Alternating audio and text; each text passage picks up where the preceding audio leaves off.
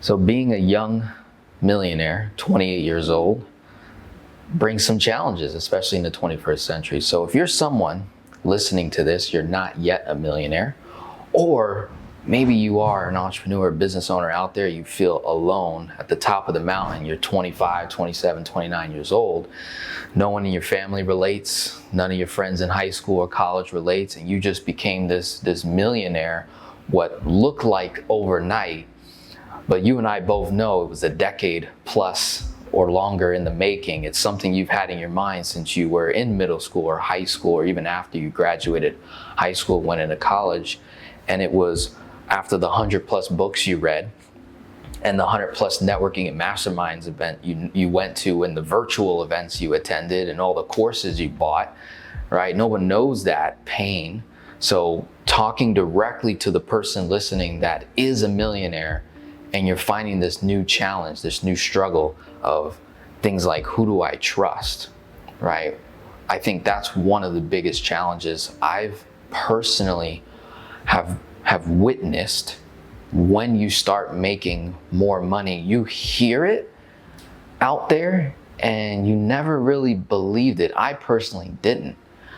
Things like your family and friends will be the first to deny you, rebuke you, call you out, make you feel less, or reduce the journey that you're on by saying, hey, how's that little YouTube thing going? How's that little channel going? Hey, how's that little sales gig that you had going on? How's that little financial coaching business of yours?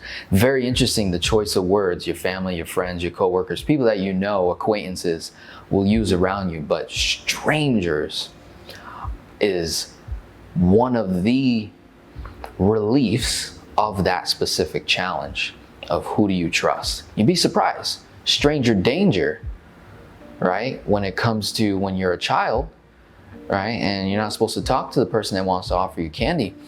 But as an adult, you go out into the world, you go to that business mastermind, you go to that virtual event on Zoom, the live stream, and you come across these strangers that think like you, act like you, operate like you.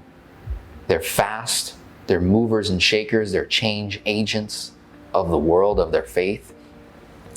And you feel so much closer to them than some of your own family members and close friends you had growing up. So I'd say that was a relief, becoming a millionaire in such a short, what they would seem to be a short period of time. You and I both know this took years in the making. That there's just gonna be people that are in your life for a season, and even if you love them, you're gonna learn how to delegate time accordingly, give when necessary, show up to the dinners, to the reunions, to the gatherings, to the birthdays, to the holidays, right? And just be you, right? Be you. You don't have to convince, persuade, attract, and do all those things that we're learning in the business world. That was another challenge I had, was trying to convince my existing tribe to come with me on this journey, and they just weren't there. They're in their own path, they're on their own season, their own journey, and I just so happen to be 5 steps ahead, 7 steps ahead, whatever it may be. So those are one of the main challenges I had.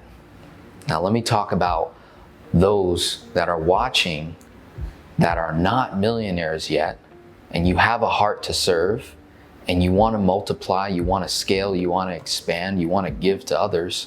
Entrepreneurship, building a business, is one of the most impactful ways to do that. You already know that.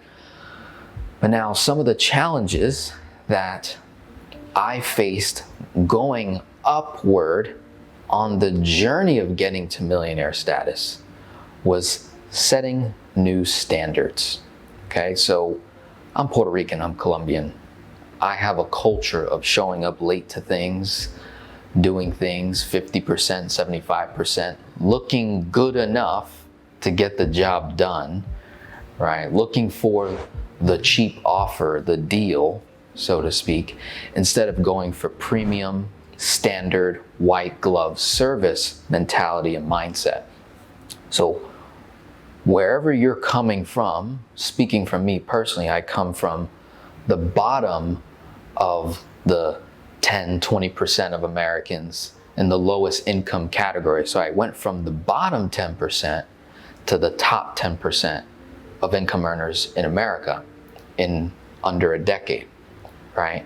And again, 6 out of those 10 years was actual revenue being generated. The first 4 years, I'm over here figuring things out. So you might be in that first 4-year season or first year, 2 years, whatever it may be, where you're growing, you're learning new things, but you're not necessarily making too much money yet.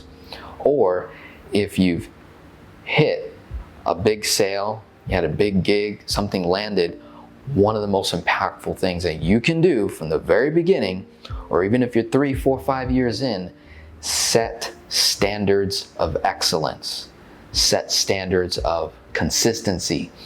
Even if you fail miserably at the standard, which I did multiple times, say for example, you set a standard of creating content every single day, okay? And you do it for 60 days straight, okay, 90 days straight, and then you break, you miss a day. All right, my guy, you're already 90+% ahead of everyone that says they want to start a social media channel, YouTube channel, want to be an influencer, right? So set new standards that will dramatically change your life.